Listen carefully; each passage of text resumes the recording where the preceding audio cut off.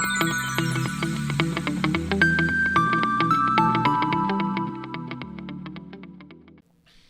right, welcome everybody to the video. We are going to discuss the Executor Kit Reveal and if Rebels got a chance in hell against this thing.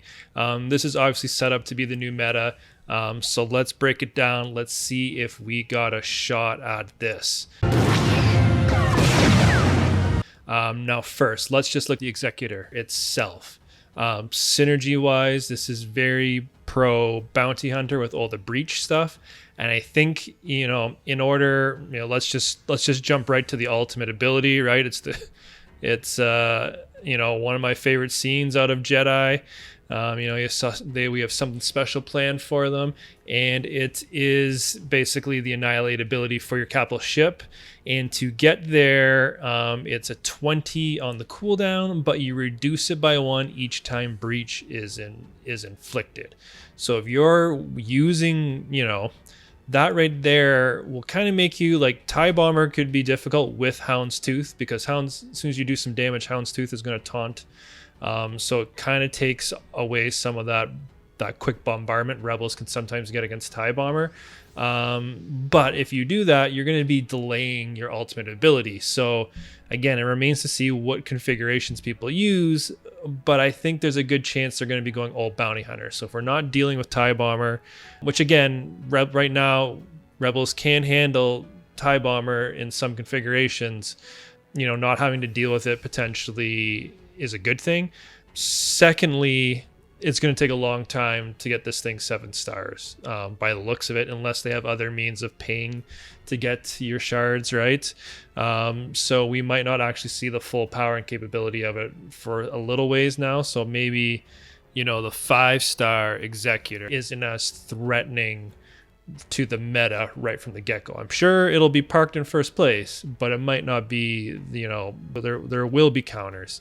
So let's talk about where Rebels could have a shot with this. So where is it? Here on the second special ability, they're dispelling outmaneuver and stealth. So your best Rebel fleets, the ones I run anyway, that you've been watching, we got Hans, Millennium Falcon, and Biston, right? Biston goes under stealth right away. I'm not as, the outmaneuver doesn't really bother me as much, because if you've seen my Relic 8 Rebels versus Negotiator video, I don't really use outmaneuver to prevent the Falcon from getting hit.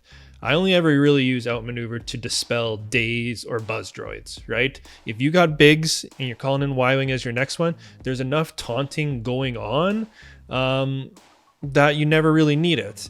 That's going to be a little bit different in this fleet, because as you can see in the crew ability, Vader's bounty, ignore taunt on crewless or droid ships. So Y-Wing is going to be not that useful. So Biggs is going to be key here. My Biggs is Relic 7. I might consider taking him up to Relic 8. I won't do it right away, see what happens, but Biggs might be pretty critical here, because he's capable of getting the taunt still, because he's a piloted ship, and he gets it when they land target lock, right? So Biston has a target lock special that can't be avoided or evaded.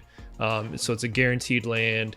And then on Han's basic and Biggs's basic, on critical hits, they land target lock. So there still should be, even though they're starting with bounty hunter allies gain tenacity up for 2 turns, I believe we should still be able to land target lock. If I'm wrong, let me know in the comments, but that target lock should still hit. Biggs should still taunt at the very beginning. So that is good. Number 2, the other thing the Rebels still have going for, I'll switch screens here, is the Rebels are still much faster, right? Hans Millennium Falcon is 197. You don't see Biston up here with his unique, Biston is one of the fastest ships in the game. And then even Biggs here is faster than Xanadu Blood. The only bounty hunter ship that's up there in speed is IG-2000, but is that going to be the ideal configuration to start with? They're not showing it here. They're showing the reworked Slave 1, Razor Crest, and Houndstooth. And So we're probably not going to get IG-2000. So our ships, the Rebel ships, should all be faster. The problem is with Houndstooth, right? If we try to go all in on Razor Crest and get it out of the way, because Razor Crest is going to be the most trickiest to deal with because of its ability to ignore taunt and go around it, right? So then they could attack Bisson or the Falcon and call assists and stuff like that. So that's going to be the pain in the butt, so to speak, of the fleet. And we can get a good volley off on Razor Crest to start with, but then once there's damage taken, Houndstooth is going to then taunt. So the trick is going to be, again, not having played this, just where my mind's going here in the beginning. It's going to be getting through Houndstooth as fast as possible. And then this is probably the most worrying thing in the entire kit for me right here. Bounty Hunter allies have plus 35 max health and max protection. So Houndstooth is going to be thick. Very, very, very thick ship. So, outside of that, another good thing the Rebels got going, right? They're going to be dealing a ton of breach and a ton of target lock. If you look at some of these abilities of the ships and the Executor, but if you look at things like on its basics, it's inflicting expose. The Razor Crest, if there's already breach, I believe flicks buff immunity, or there's another debuff it lands. Slave 1 lands ability block. And why I'm bringing up all these extra debuffs as if it's a good thing, it's because the Han's Millennium Falcon special ability, if you already have breach and target lock on and someone drops that extra debuff on you, you're going to cleanse yourself.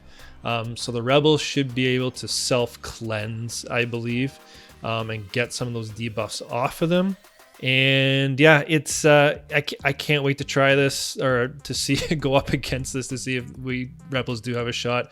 Someone in my shard will be able to start getting this day one, so I will have lots of testing opportunities. But yeah, it's I'm excited for something new in ships. It's been forever we got it. I just hope we have a chance. If it's just, a year from now, the top 50's all Executors, right? That's boring. So one thing I can't help but wondering is when Negotiator came out, Malevolence came out shortly after, is there going to be another shooter drop in regards to the fleet meta? It would make sense for Rebels. The Rebel meta, as a popular meta, didn't really last very long with Han's Millennium Falcon, right? Before Negotiator and everything came out. So I can't help but wonder, but and I doubt it's gonna be a capital ship, because the Rebels, outside of the Profundity, however you say it, from the MC-80, is it Admiral Radiss's cruiser in Rogue One, I can't really see his ship coming in being like this big counter to the Executor, just from a lore perspective. But Rebels were always big with their fighters, not necessarily their capital ships, even though Mon Calamari cruisers are awesome and very capable. The focus of movies anyways have always been the individual fighters, so it would make sense, maybe we finally get that Luke Skywalker X-Wing. Even there's just so many other things out there, right? An A-Wing, a B-Wing, a lot of stuff they could potentially add, but I can't help but wonder, some sort of legendary event or some crazy get 2 tokens or get 1 tokens, like a Malak, right, type of event for Luke's X-Wing, and then maybe he brings up how Han's Falcon is basically the thing that raises all the Rebels up. Maybe we get something from Luke that brings them up just a little bit higher to make this more of an even match. So let me know in the comments, are you excited to go up against a different capital ship? Do you have any hope at all for the Rebel fleet? And do you think we might get some other new ship in the future? Let me know in the comments, and as soon as I get some gameplay footage of counters and stuff like that, I will post it as soon as possible. Peace out, everybody.